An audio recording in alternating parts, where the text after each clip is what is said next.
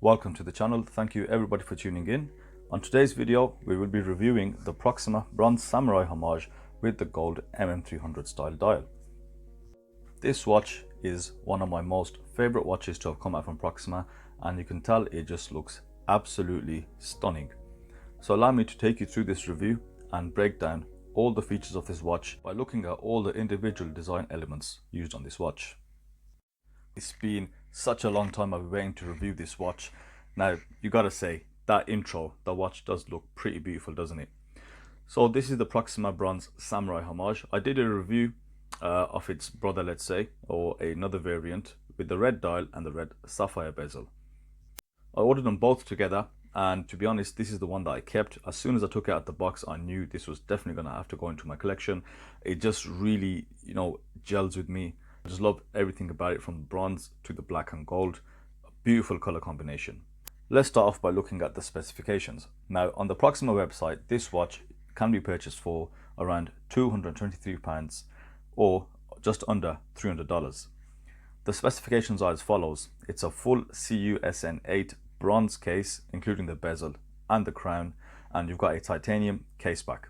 You've got a double dome AR coated sapphire crystal with a ceramic bezel insert, and it uses a Seiko Epson NH35 movement, which, as you know, is a very robust and reliable movement. It comes with the hack and widen capability. It runs off 24 joules and it runs at 21,600 vibrations per hour, giving you a sweep of 6 ticks a second with a date function. Now, the watch boasts 300 meters of water resistance, allegedly, and it comes supplied on a rubber waffle strap. Now, I'm sure you'll all agree that this watch is spec'd out to the max. We get everything that we want. What more could we ask for? But in the world of China and the world of these homage watches, you can get a watch with exactly the same specs in and around the £100 mark, or just under, around $150. So what makes this watch so different? What makes it so special? And why are they asking for near enough $300 or just over £200 for this? Well, let's have a closer look and break this watch down element by element. Well, for me, there's a couple of things which make this watch stand out, and they are subjective things. For me, the color combination is absolutely fantastic. That shade of bronze perfectly matches that gilt on the dial and the ceramic bezel. Secondly is the case shape. I'm a massive fan of the Seiko Samurai, so people who aren't that way inclined probably won't like this as much as I do. So having said that, let me try and remain purely objective. Let's start off by looking at the dial and how the dial has been constructed and what you see on the face of the case. Now, the dial indeed is very familiar. It's homaging the Seiko MM300 style of dial. And I don't know why I've just started rhyming out the blue.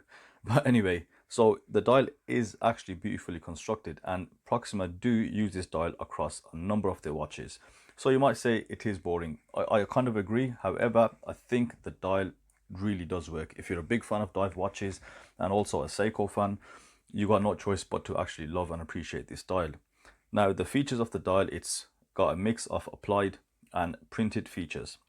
You've got applied indices ranging from batons to circular indices with gilt polished frames. You've also got a date frame at the 3 o'clock, which has just been printed, and you've got a printed logo at the 12 o'clock and some writing at the 6, which says Scuba Master Professional 300M. The chapter ring is actually applied on top of the dial and not around the rehaut area, and it actually matches the dial perfectly with really crisp and clear printed gilt markers. Now, even though on the surface that dial does look quite plain, when you look at it at this close level, you'll see there is a lot of finishing present and a lot of attention to detail. Now, that doesn't stop at the dial. A lot of the times when you look at these watches, you'll see the handsets used are quite flat. Maybe they're polished or they're brushed, but the hands used on this watch, you've got dual finishing on this.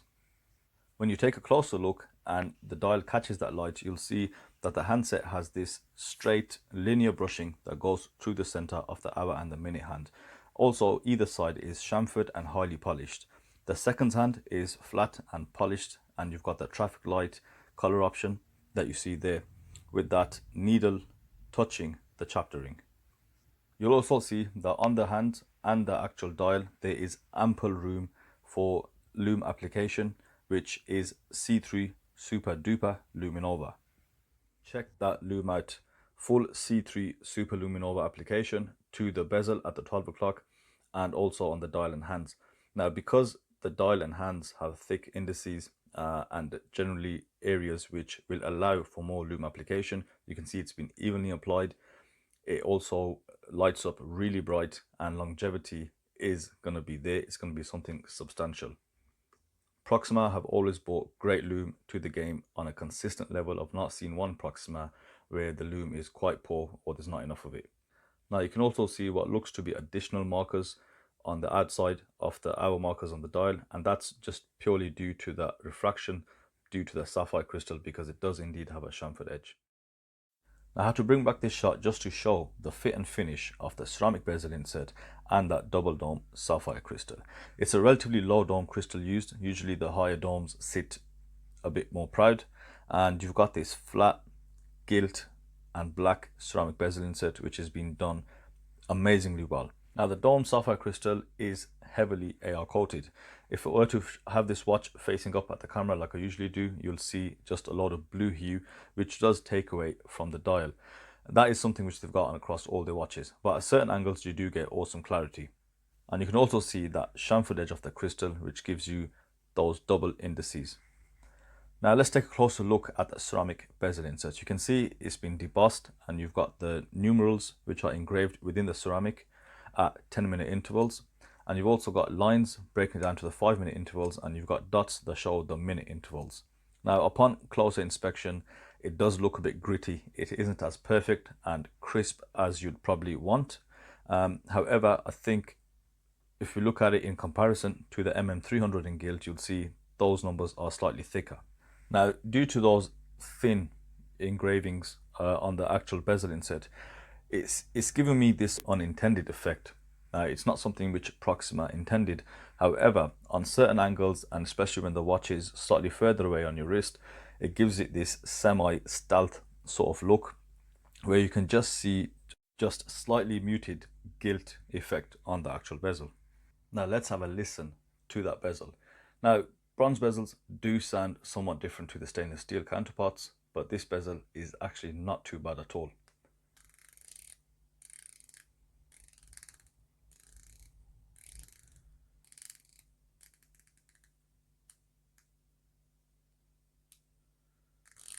So you can see you can hear it's quite a muted sound. It's not as clicky as you get on the stainless steel stuff, but it is accurate, relatively smooth. So even when you start rotating it a bit faster, it isn't that clicky at all, but it will be different to stainless steel. So let's check the alignment. Now, to my eyes, that lines up pretty damn well. No backplay, zero. And overall, a very good bezel. Great knurling around the side. Of course, we know where they've got that from, but the way they've executed it is actually really, really well.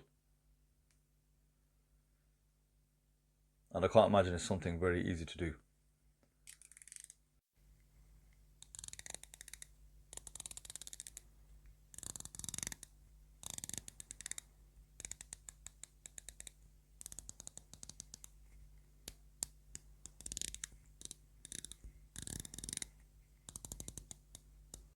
Now let's give you some case dimensions before we start talking about the case. Yes, I delayed this segment just to keep you guys watching. So the case diameter is 42 millimeters across. You've got a case thickness of 14 millimeters and a lug to lug of just under 47 mil. A lug width of 22 millimeters and a overall weight with the supplied waffle strap at 114 grams. Now when it comes to the case, it's very dependent on the material used. Now, because this is CUSN8 bronze, it's very difficult to distinguish between the type of finishing that was on here when it was brand new, fresh at the factory. Well, I can say when I had it initially a few months ago, there was a mixture of circular brushing on the top, the A face, a bit of polishing around the top lip of the bezel. You also had linear brushing along the sides, on the lug tips, the side of the case, and through that center belly of the case there was high polished. And then when we move around the lug tips, you'll see those great facets. Now, as I was saying, it was brushed.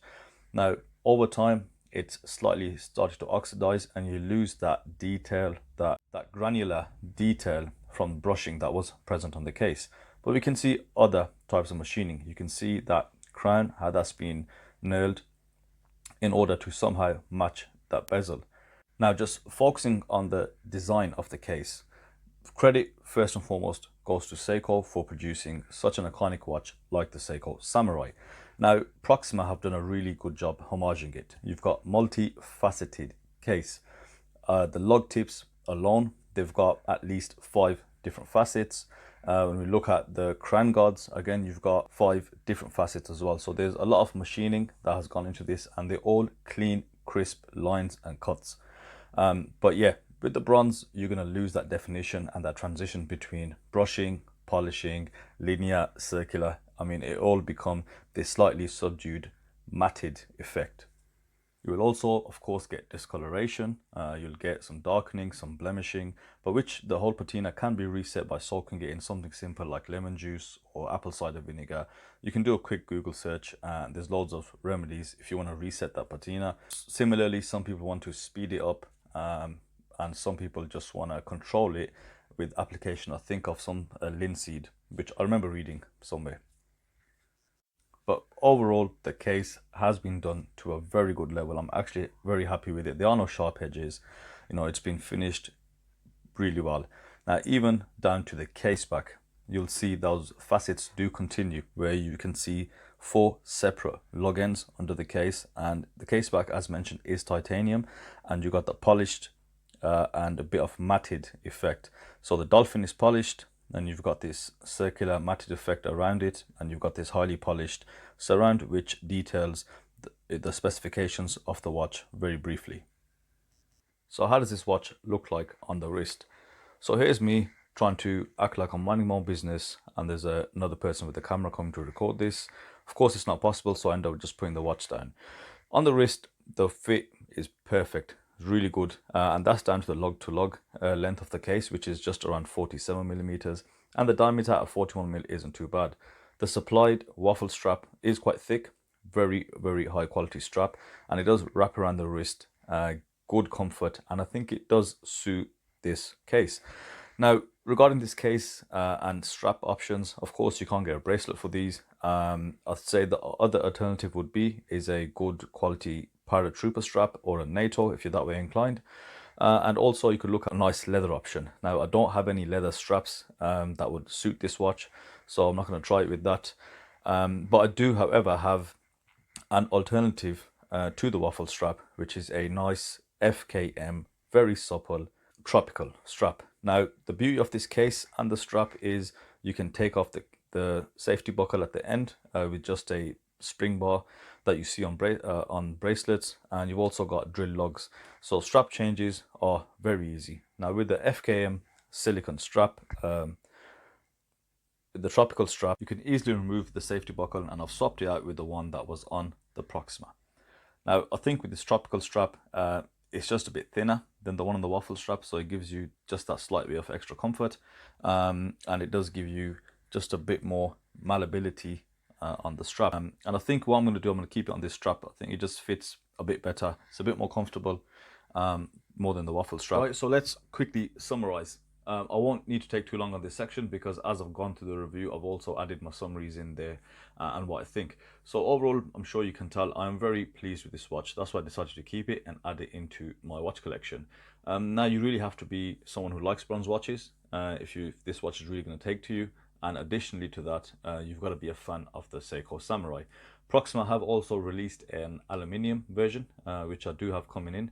So keep an eye on this channel. I'll be reviewing that soon. On that note, if you haven't done so already, you know what to do. Hit that subscribe button. Now, where does it go? I've only spoken really about positives. I've added in, bits and bobs here and there.